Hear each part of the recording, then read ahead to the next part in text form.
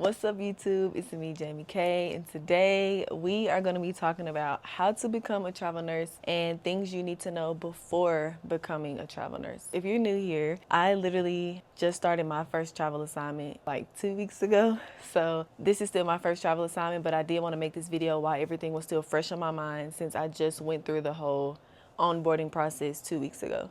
So just a tiny backstory. I've been a nurse for 3 years and I just decided to come to New Mexico for my first travel assignment with my friend Emily. We drove 15 hours out here and we are on week 2 of our travel assignment. I'm an ER nurse, so this is kind of going to be related to ER, but just applied to what floor you work on. And I'm going to give you guys some tips on what you need to know, okay? So first things first, let's start with experience. Let's start with, before we even get to the travel assignment, how do you feel right now? Do you feel ready? I'm not gonna lie. When I first was like, okay, let's do travel nursing, I kept telling my friend Emily, I was like, I'm not ready. I'm not ready.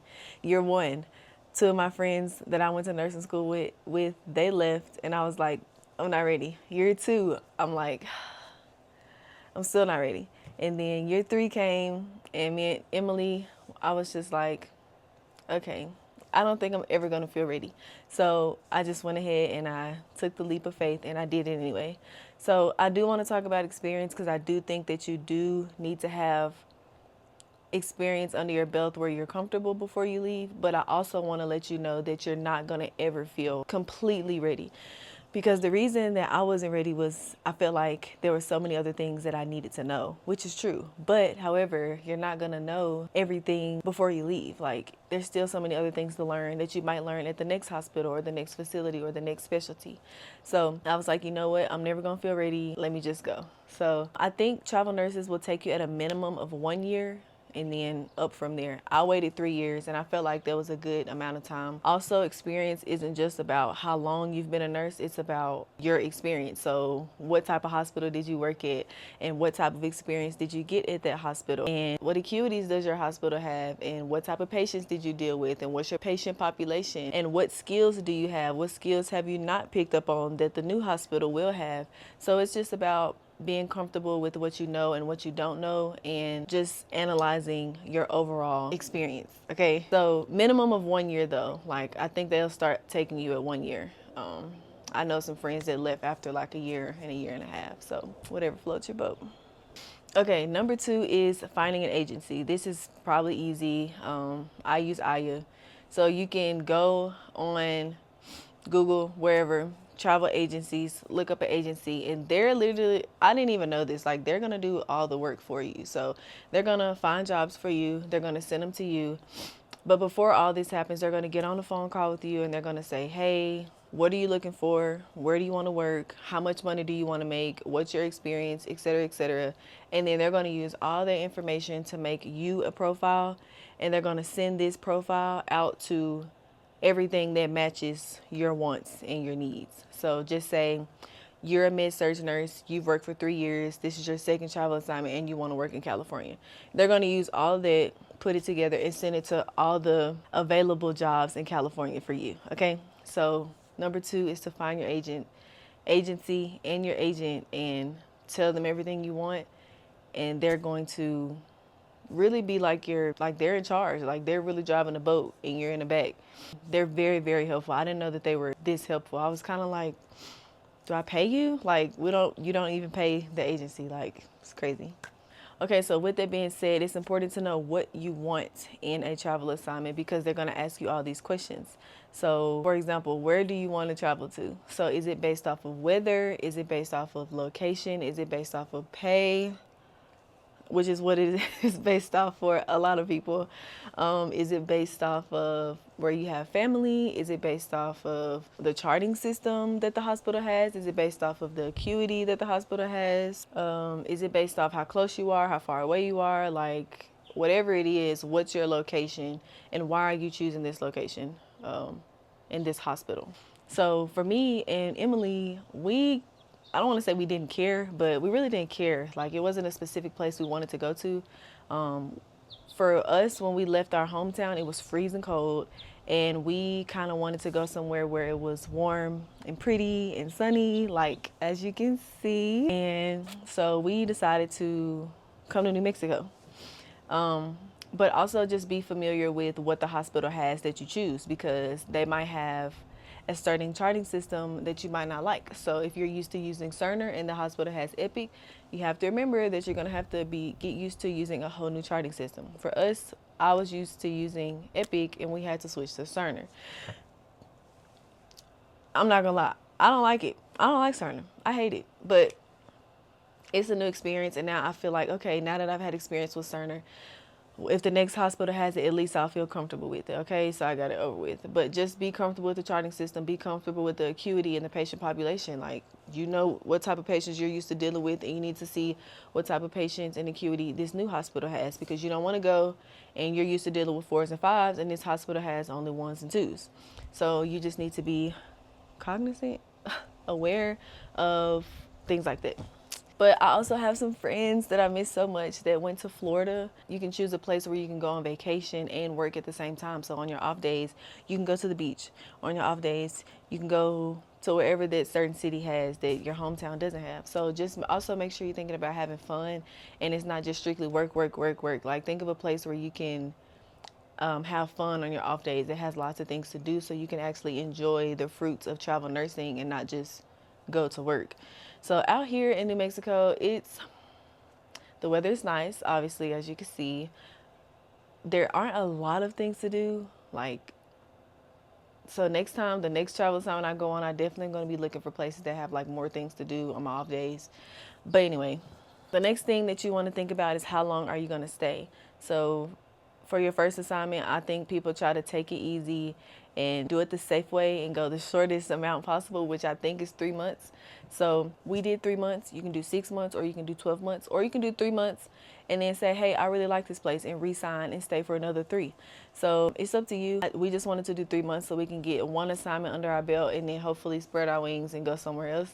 So just decide how long you want to stay at that location as well, because they will be asking you that. Okay, so then once they get all this information from you, they're going to send you a long list of documents that you need to turn in. This is important because if you don't get these documents turned in, they will not allow you to go work at this facility. Okay, so this is very important, and it's very time consuming. When they sent the list, like, I downloaded the app and I was like, oh my God, like, this is a lot of stuff. Like, oh my God. So I'm going to look on my phone and tell you like some things that needed to be turned in. For example, direct deposit information, passport, emergency contact information, your licenses, diploma, or any other licenses that you have. Immunization, so MMR, TB, varicella, hepatitis, you need to get all this stuff. Your flu and your COVID may be optional, but flu and COVID, those need to be done as well. Background check. I already talked about education, so like your diploma. And also some types of certifications. Every hospital is different. Sometimes you might not need certain things, but for this hospital, we needed ACLS, BLS, TNCC, and PALS. So just say you go to a hospital that has pediatric patients, you're going to need your PALS, which is your pediatric licensure. Just say you go to a trauma hospital, you're going to need your TNCC, which is your trauma certification. And if you're in the ER, which I'm in the ER, you're going to need your BLS, which is your basic life support, and your ACLS, which is your advanced cardiac life support. So depending on what hospital you go to and what floor you work on and what specialty you are, you're going to need different types of certifications and licensures. Make sure that you are up to date with all those things and that you turn all those things in. But yeah, it's a lot more other stuff. It's a long list of things, but just make sure that you get everything turned in. They'll give you a due date, and you just make sure you get it all turned in before that deadline. Okay, so now they're gonna say, hey, Jamie, we found you a nice hospital in Florida, a nice hospital in New Mexico, wherever you want to go. And they're gonna say, this is your start date. This is your scrub color. This is what needs to be done before you get there. So you want to prepare. You want to prepare for your travel assignment. You want to know how you're gonna get there. Like, are you gonna drive? Are you gonna fly? Is it driving distance? And not only is it driving distance, but do you need a vehicle once you get there? Do you want to rent a car and spend money on a rental car? Or do you want to take your own car once you get there? Do you want to fly? Depending on what agency you use or how far you fly or how much everything costs, they will reimburse you for a flight and hotels and everything you use on the way to your destination. So we drove 15 hours because we wanted to just use a car out here. We didn't want to have to rent a car for 3 months and spend the money that we were making traveling. So we drove, and they reimbursed us for like the hotel that we got on the way down here, which was cool. So flying or driving, they will be very accommodating for you. Before you get here, obviously you need to find a place to stay because you need to know where you're going to stay once you get here. So do you want to do Airbnb? Is there a family in that city or state that you can stay with and save money? That would be really good. Or we use furnished finders. It's kind of like Airbnb, so it's already furnished, and it's literally just like Airbnb. I think a lot of travel nurses use it. So we just got a furnished finder house that we really like and pay the rent, split the rent. So anyway, you get your start date. Now it's time for onboarding and orientation. So once you get there, you'll have onboarding. Once we got there, we had to do fingerprinting, and they gave us a tour of the department. They went over their policies, their procedures. They told us about their ER, kind of like how busy they are and what a bad day looks like and what's their patient population, things like that we kind of reviewed. Like I said, policies and procedures and things that you need to know about their hospital and about their ED or their med-surg floor or their ICU before you actually get on the floor. So lots of paperwork, lots of PowerPoints, and that took like maybe like 3 or 4 days. We also had to do a lot of modules online. So once we got some free time at home, we had maybe 50 modules to do online. It took a long time. Very informational though. And then, like I said, depending on the hospital, depending on the city, depending on the floor that you are on, you might have to do certain tests. They told us that we had to do an arrhythmia test, and it was pass or fail. So if you failed the first time, you got one more try, and if you failed the second time, they canceled your contract, which is very scary. But at the same time, they just want you to be prepared. If you see a lethal arrhythmia, they want you to be able to pick up on it so you can save the patient's life. So very understandable. They'll tell you what's on it. They'll tell you, they'll give you a study guide, I guess, and it'll say, know all the lethal arrhythmias. If you miss a lethal arrhythmia, it's an automatic fail. Your blocks, your junctionals, things like that we had to know. So make sure that you're prepared for whatever testing that they have you take and whatever competencies that they might have you do. We also had to do a pharmacology competency before we got there with simple dosage medications, administration, and stuff like that. So once you actually get all that paperwork part and PowerPoint part over with, you finally get to go to the department and you'll get your orientation with your preceptor. So every hospital is different. We got 2 days. I think some people may get 3 days of orientation with the preceptor. So at my hospital, there's lots of travel nurses. So a travel nurse precepted me. So it was cool. She was very nice. And I was praying. I was like, please let my preceptor be nice and understanding and helpful, because when travel nurses come to other hospitals, I was always afraid that the staff at the hospital would be not very nice or not very helpful to the travel nurses. That was not the case at this hospital that we started at. Everybody was nice and helpful, and if you have a question, they'll always answer the question for you and help you figure it out. So don't be afraid to ask questions. There's some people that'll help and some people that won't. But anyway, during these days with your preceptor, you'll learn kind of where they find their meds and where their sections of rooms are and how they do fast track. If this is me describing the ER, but how they do their fast track and how their waiting room runs and how triage works and how the rooms in the back are set up, and kind of just getting the flow of their department and how they do things differently from your previous hospital or where you've previously worked. So orientation was pretty cool. I learned a lot on orientation, but a lot of it didn't stick. So for me, repetition helps me learn. So the only way that I learn is by doing. And so orientation is cool, but don't expect to know everything during orientation. You're gonna forget. You can't just remember how to do something in one day. Impossible. So don't stress yourself out. You'll learn it as time goes on. I stressed myself out. I was stressing. Before, I was like, oh my God, we only get 2 days.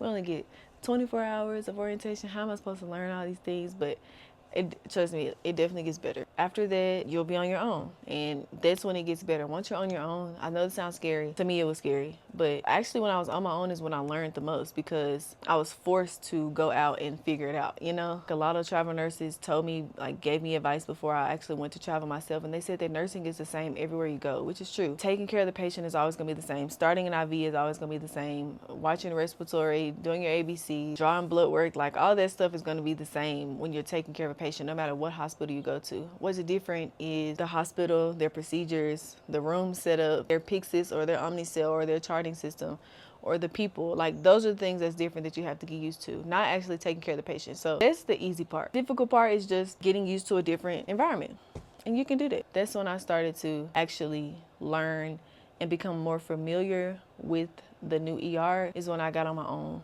So as of today, I've only worked 3 or 4 shifts by myself, and I'm not super confident, but I'm definitely better than I was day one with the preceptor. Like, I've learned so much. So ask questions, don't be afraid to ask questions, and already go ahead and start preparing for where your next assignment is going to be, because 3 months is going to go by fast. If you do 3 months, it's going to go by fast. We got here on the 5th, it's already the 20th, and time is going by. So like, if you want to go somewhere like California, then you need to be working on your California license, because that takes a couple months. So things like that you need to have in your mind so you can prepare for the next assignment, where you want to go, what you want to do different. If you want to do a different charting system, if you want to fly instead of drive, just having these thoughts in your mind, and go ahead and talk to your agent and have him or her start working on it. Or you might like where you are and you might want to stay and resign. So anyway, that's all that I have for today. I'm glad that you watched this video. I'm going to keep you guys updated with how I feel going through this travel nurse assignment. It's my first one, so I'm going to let you guys know kind of like how it's going. So this is just week 2 out of 12. So the last day of the contract is my birthday, which is cool. So I'm going to keep up with you guys. And if you have any questions, please leave them in the comments below. And let me know if you have any comments or concerns. And I will be continuing to update y'all on how it goes. So thank you for watching this vlog, and I will see you later.